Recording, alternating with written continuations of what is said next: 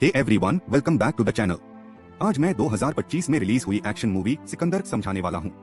सिकंदर एक 2025 की फिल्म है जिसमें एक अमीर खानदान का वारिस अपनी पत्नी के दान किए गए अंगों को पाने वाले लोगों को ढूंढने के लिए मुंबई जाता है और वहां जाकर उन्हें बचाने के लिए करप्शन के खिलाफ लड़ाई लड़ता है। यह प्यार खोने का दर्द और इंसाफ के लिए खड़े होने की कहानी है।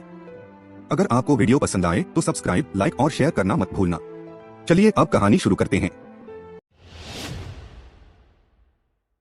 कहानी शुरू होती है संजय राजकोट से, जो गुजरात की मशहूर राजकोट वंश का आखिरी वारिस है। पूरे इलाके में लोग उसे सिकंदर के नाम से जानते हैं। यह नाम इज्जत और रुतबा लेकर आता है। संजय की शादी सैसरी से हुई है, जो एक टैलेंटेड पेंटर है। लोग उसे प्यार से रानी साहिबा कहते हैं। एक दिन फ्लाइट के दौरान एक घटना होती है जो पूरी कहानी को आगे बढ़ाती है। मंत्री राकेश प्रधान का बेटा अर्जुन उसी प्लेन में मोनिका से मिलता है। मोनिका का अतीत थोड़ा मुश्किल रहा है। वह पहले पोर्न फिल्मों में एक्टर रह चुकी थी, लेकिन अब वह जिंदगी छोड़ चुकी है। उसकी शादी हो चुकी है, एक बेटा है और वह अब एक सीधी सादी इज्जतदार जिंदगी जीना चाहती है। लेकिन अर्जुन उसे उसके पुराने काम से पहचान लेता है। वह बुरी नीयत से उसके पास जाता है और उसे ब्लैकमेल करता है। वह धमकी देता है कि अगर मोनिका ने उसके साथ सेक्स करने से मना किया तो वह उसके पुराने वीडियो उसके छोटे बेटे को दिखा देगा। यह बहुत घटिया और गलत हरकत है। संजय भी उसी फ्लाइट में होता है और यह सब देख लेता है। वह चुप नहीं रह सकता। वह तुरंत बीच में आता है और अर्जुन का सामना करता है। बात बढ़ जाती है और मारपीट शुरू हो जाती है। अर्जुन के बॉडीगार्ड भी अपने मालिक के बेटे को बचाने के लिए लड़ाई में कूद पड़ते हैं। संजय अकेला होने के बावजूद अर्जुन और उसके सिक्योरिटी वालों से भिड़ जाता है। वह सबको हरा देता है। आखिर में वह अर्जुन से मोनिका से सबके सामने माफी मंगवाता है। इस तरह मंत्री के बेटे की सबके सामने बेइज्जती हो जाती है। अगले दिन मंत्री राकेश प्रधान को अपने बेटे के साथ हुई घटना का पता चलता है। वह गुस्से से भर जाता है कि किसी ने उसके बेटे को हाथ लगाया और उसे सबके सामने नीचा दिखाया। बदला लेने के लिए वह अपनी राजनीतिक ताकत का इस्तेमाल करने का फैसला करता है। वह इंस्पेक्टर प्रकाश को पैसे देकर रिश्वत देता है और संजय को अपने बेटे पर हमला करने के आरोप में गिरफ्तार करने का आदेश देता है। इंस्पेक्टर प्रकाश संजय को गिरफ्तार करने के लिए राजकोट में उसके बड़े घर पर पहुंचता है। जब वह वहां पहुंचता है तो पता चलता है कि संजय घर पर नहीं है। सैसरी उसे बताती है कि संजय पहले ही खुद पुलिस स्टेशन चला गया है, क्योंकि उसे पहले से अंदाजा था कि उसे गिरफ्तार करने की कोशिश होगी। जब प्रकाश पुलिस स्टेशन पहुंचता है तो वह देखता है कि सैसरी सही कह रही थी। संजय वहीं मौजूद है, लेकिन वह अकेला नहीं है। उसके साथ उसके सीनियर ऑफिसर और बड़े पुलिस अधिकारी खड़े हैं, जिनके पास प्रकाश से ज्यादा पावर है। वे प्रकाश को ऑर्डर देते हैं कि संजय को तुरंत छोड़ दिया जाए। संजय की पहचान और उसके स्ट्रॉन्ग कनेक्शंस उसे इस राजनीतिक बदले से बचा लेते हैं। शादीशुदा होने के बावजूद सैसरी को लगता है कि संजय उससे इमोशनली दूर है। उनके रिश्ते में वह प्यार और अटेंशन नहीं है जिसकी उसे जरूरत है। वह देखती है कि संजय हर साल उनकी शादी की एनिवर्सरी और उसका बर्थडे भूल जाता है। उसका ध्यान हमेशा अपनी जिम्मेदारियों और सिकंदर वाली इमेज में रहता है। एक दिन सैसरी को बहुत खुशखबरी मिलती है। वह अपने पहले बच्चे से प्रेग्नेंट है। वह बहुत एक्साइटेड हो जाती है और सोचती है कि यह खबर शायद उनके रिश्ते को और मजबूत कर देगी। वह प्लान करती है कि सही समय पर यह बात संजय को बताएगी। लेकिन ठीक उसी समय जब वह उसे बताने वाली होती है, संजय को उसके एक ट्रांसपोर्ट ड्राइवर का अर्जेंट फोन आता है। ड्राइवर बताता है कि उसने पैसों के लालच में कुछ सामान बिना चेक किए भेज दिया था। बाद में उसे पता चला कि वह सामान असल में एक्सप्लोसिव्स थे, जो पंजाब के बॉम्ब ब्लास्ट में इस्तेमाल हुए। वह यह भी बताता है कि 40 किलो एक्सप्लोसिव्स गैरकानूनी तरीके से बेचे गए हैं और पक्की खबर है कि इन्हें एक कंस्ट्रक्शन साइट पर बड़ा धमाका करने के लिए इस्तेमाल किया जाएगा, जिससे बहुत बड़ी तबाही और जानमाल का नुकसान हो सकता है। संजय तुरंत उस जगह की तरफ भागता है जहां खतरा है, ताकि हमला रोका जा सके। वह सैसरी की बात सुने बिना ही चला जाता है। अपनी खुशखबरी बताने के लिए बेचैन और हमेशा सेकंड प्रायोरिटी महसूस करते करते परेशान सैसरी एक बड़ा फैसला लेती है। वह बिना बताए उसके पीछे पीछे कंस्ट्रक्शन साइट तक चली जाती है। वहां साइट पर जब संजय खतरे को संभाल रहा होता है, तभी एक बम धमाका हो जाता है। सैसरी उस धमाके में फंस जाती है और बुरी तरह घायल हो जाती है। धमाके से उसके शरीर को बहुत गंभीर चोटें लगती हैं। उसे तुरंत अस्पताल ले जाया जाता है, लेकिन उसकी हालत बहुत नाजुक होती है। डॉक्टर पूरी कोशिश करते हैं, लेकिन सैसरी अपनी चोटों की वजह से अस्पताल में दम तोड़ देती है। अपने आखिरी पलों में भी वह संजय को अपनी प्रेगनेंसी के बारे में नहीं बता पाती। संजय कभी नहीं जान पाता कि वह पिता बनने वाला था, कि सैसरी उसके लिए यह खुशखबरी छुपाए हुए थी। अपनी मौत से पहले सैसरी ने ऑर्गन डोनर बनने का फैसला किया था और इसके लिए फॉर्म भी भर दिया था। उसकी आखिरी इच्छा के अनुसार उसकी मौत के बाद उसके ऑर्गन्स ट्रांसप्लांट के लिए निकाल लिए जाते हैं। उसके लंग्स, आइज और हार्ट 3 अलग अलग मरीजों को दान किए जाते हैं और ये तीनों मुंबई में रहते हैं। सैसरी की मौत से टूट चुका संजय जब यह जानता है कि उसके ऑर्गन्स मुंबई में सर्जरीज में इस्तेमाल हुए तो वह एक फैसला करता है। वह देखना चाहता है कि उसकी पत्नी के हिस्से अब कहाँ जिंदा हैं। वह उन लोगों से मिलना चाहता है जिनके अंदर उसके ऑर्गन्स हैं ताकि उसे उससे जुड़ा हुआ महसूस हो सके। वह इन 3 लोगों को ढूंढने के लिए मुंबई चला जाता है। अस्पताल के रिकॉर्ड और ऑर्गन डोनेशन रजिस्ट्री से संजय को उन तीनों लोगों की पहचान पता चलती है। सैसरी के लंग्स कमर नाम के एक अनाथ बच्चे को लगाए गए थे जो मुंबई की सबसे बड़ी झुग्गियों में से एक धारावी में रहता है। उसकी आइज वैदेही रंगा नाम की एक शादीशुदा औरत को दी गई और उसका हार्ट निशा नाम की एक महिला को ट्रांसप्लांट किया गया। संजय सबसे पहले धारावी में कमर को ढूंढने जाता है। जब वह उस छोटे अनाथ बच्चे से मिलता है तो उसे पता चलता है कि वह कितनी बुरी हालत में जी रहा है। कमर को फेफड़ों की बीमारी है और दुख की बात यह है कि वही लंग्स उसे बचाने के लिए दान किए गए थे। यह बीमारी उसके इलाके की भयंकर पोल्यूशन की वजह से हुई है। संजय पोल्यूशन के कारण की जांच करता है और उसे पता चलता है कि इसके पीछे विराट बख्शी नाम का एक बिजनेसमैन है। बख्शी ने धारावी में कई एकड़ जमीन खरीदी है जहां वह एक शॉपिंग मॉल बनाना चाहता है, लेकिन वहां के कई लोग अपने घर खाली करने को तैयार नहीं हैं। उन्हें जबरदस्ती निकालने के लिए बख्शी अपनी खरीदी हुई जमीन को इलीगल गार्बेज डंपिंग ग्राउंड की तरह इस्तेमाल कर रहा है। जमा हुआ कचरा जहरीली हवा पैदा करता है जिससे वहां रहने वाले लोगों की सेहत खराब हो रही है, खासकर कमर जैसे बच्चों की। इसके बाद संजय वैदेही से मिलता है और उसकी मुश्किल घरेलू जिंदगी के बारे में जानता है। वह अपने पति, सास और ससुर के साथ एक जॉइंट फैमिली में रहती है। वैदेही एक छोटा सा बड़ा शॉप चलाती है जहां वह ट्रेडिशनल स्नैक्स बेचती है, लेकिन अब उसके बिजनेस में बिल्कुल भी ऑर्डर्स नहीं आ रहे और वह पैसों की तंगी से जूझ रही है। वैदेही को लगता है कि उसके सख्त ससुर ही उसके बिजनेस के फेल होने की वजह हैं। उनका मानना है कि औरतों को घर के बाहर काम नहीं करना चाहिए और उनका काम सिर्फ घर संभालना है। उनकी सोच की वजह से ऐसा माहौल बन गया है कि वैदेही अपने सपनों को पूरा नहीं कर पा रही। आखिर में संजय निशा से मिलता है और उसे अस्पताल में गंभीर हालत में पाता है। जो हार्ट उसे दान में मिला था, यानी सैसरी का दिल, वह अब ठीक से काम नहीं कर रहा। निशा मरने की हालत में है और स्थानीय डॉक्टर उसे बचाने की कोशिश कर रहे हैं।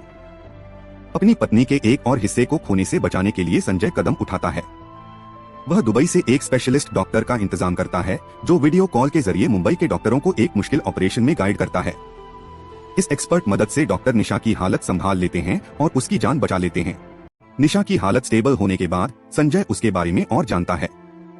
उसे पता चलता है कि निशा को जन्म से ही दिल की बीमारी थी, एक ऐसा डिफेक्ट जिसके साथ वह पूरी जिंदगी जी रही थी। उसकी हालत पहले संभली हुई थी, लेकिन हाल ही में अचानक बहुत ज्यादा खराब हो गई। इस हालत के बिगड़ने की वजह इमोशनल ट्रॉमा था। निशा का एक आदमी कपिल के साथ रिश्ता था। वह उससे बहुत प्यार करती थी और सोचती थी कि उनका फ्यूचर साथ में होगा, लेकिन कपिल ने अचानक उसे बता दिया कि वह किसी और से शादी कर रहा है। उसने बिना किसी वार्निंग और बिना कोई संवेदनशीलता दिखाए रिश्ता खत्म कर दिया। इस इमोशनल शॉक और हार्ट ब्रेक ने निशा को अंदर से तोड़ दिया, जिससे उसके दिल पर बुरा असर पड़ा और उसकी पहले से कमजोर हार्ट कंडीशन और खराब हो गई। यह सब जानकर संजय कपिल पर बहुत गुस्सा होता है। वह कपिल को ढूंढता है, उसका सामना करता है और निशा के साथ बुरा व्यवहार करने के लिए उसे मारता है। मुंबई से निकलकर राजकोट वापस जाने से पहले किस्मत फिर से रास्ता बदल देती है। जब संजय टैक्सी में सफर कर रहा होता है तो टैक्सी राकेश की पॉलिटिकल रैली में फंस जाती है। एक कांस्टेबल संजय को देख लेता है और मंत्री के बेटे को बता देता है कि वही सिकंदर मुंबई में है जिसने प्लेन में उसे बेइज्जत किया था। बदला लेने के लिए अर्जुन उस टैक्सी का पीछा करता है। इसके बाद मुंबई की सड़कों पर एक चेस शुरू हो जाती है। अर्जुन अपने आदमियों के साथ संजय का पीछा करता है, उसे पकड़ने या मारने के इरादे से। इस चेस के दौरान एक दुखद और अजीब मोड़ आता है। गुस्से और लापरवाही में अर्जुन खुद ही अपनी मौत का कारण बन जाता है। संजय पर हमला करने के लिए वह पेट्रोल बॉम्ब संभाल रहा होता है, लेकिन गलती से वही अपने ही कार पर गिरा देता है। जोरदार एक्सप्लोजन होता है, उसकी गाड़ी आग में जल उठती है और अर्जुन की वहीं तुरंत मौत हो जाती है। जब संजय मुंबई छोड़कर जाने की तैयारी कर रहा होता है, यह सोचकर कि उसका काम पूरा हो गया है और वह राजकोट लौट सकता है, तभी उसे एक फोन कॉल आता है। यह कॉल मंत्री राकेश प्रधान का होता है, जिसे अभी अभी अपने बेटे अर्जुन की मौत की खबर मिली है। राकेश गुस्से और दुख से भर जाता है। वह अपने बेटे की मौत के लिए संजय को जिम्मेदार ठहराता है, जबकि अर्जुन अपनी ही हरकतों की वजह से मरा था। फोन पर राकेश एक डरावनी कसम खाता है। वह बदला लेने का वादा करता है और कहता है कि वह तीनों ऑर्गन रेसिपिएंट्स को मार देगा।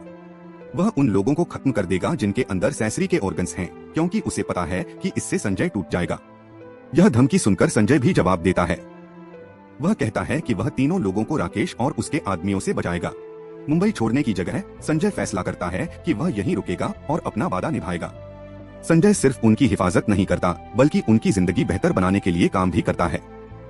वह धारावी में पोल्यूशन की समस्या को हल करने के लिए विराट बख्शी के इलीगल डंपिंग के काम का सामना करता है और उसे वह गंदगी साफ करने पर मजबूर करता है। इससे कमर और बाकी बच्चे साफ हवा में सांस ले पाते हैं।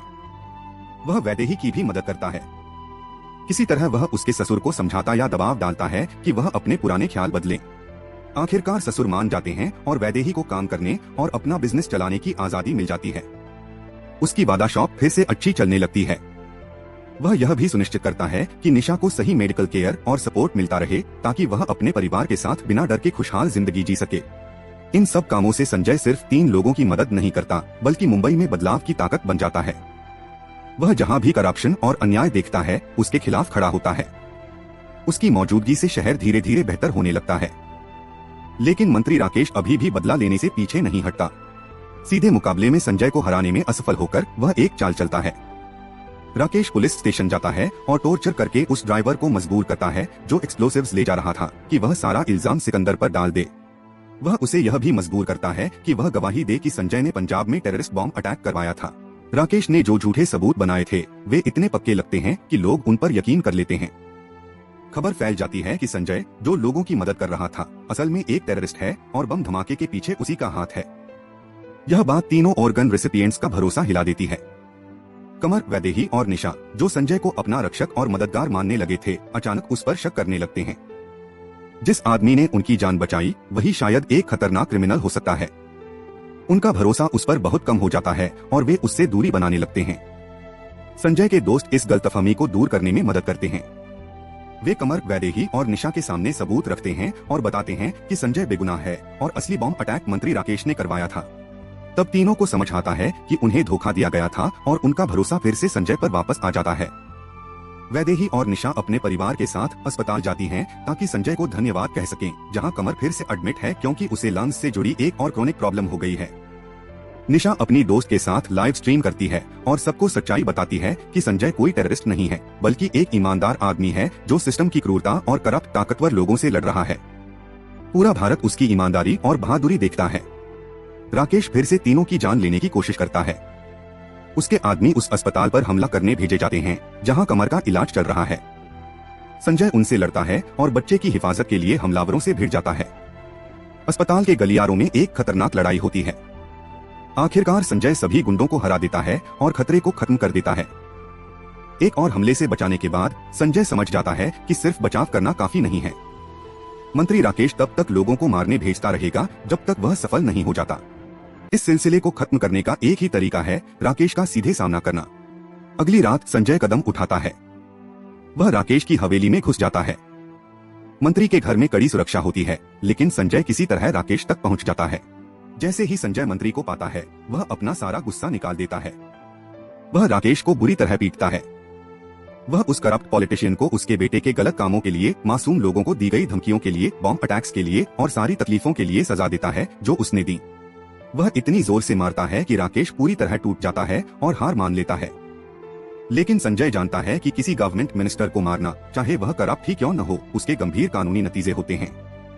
वह भागने या छिपने की कोशिश नहीं करता, बल्कि सबको हैरान करते हुए वह खुद पुलिस के सामने सरेंडर कर देता है। वह अस्पताल से बाहर आता है और मंत्री राकेश पर हमले की बात मान लेता है। पुलिस उसे तुरंत गिरफ्तार कर लेती है और हिरासत में ले जाती है। उसकी गिरफ्तारी की खबर पूरे मुंबई में जल्दी फैल जाती है। लेकिन फिर कुछ अनएक्सपेक्टेड होता है।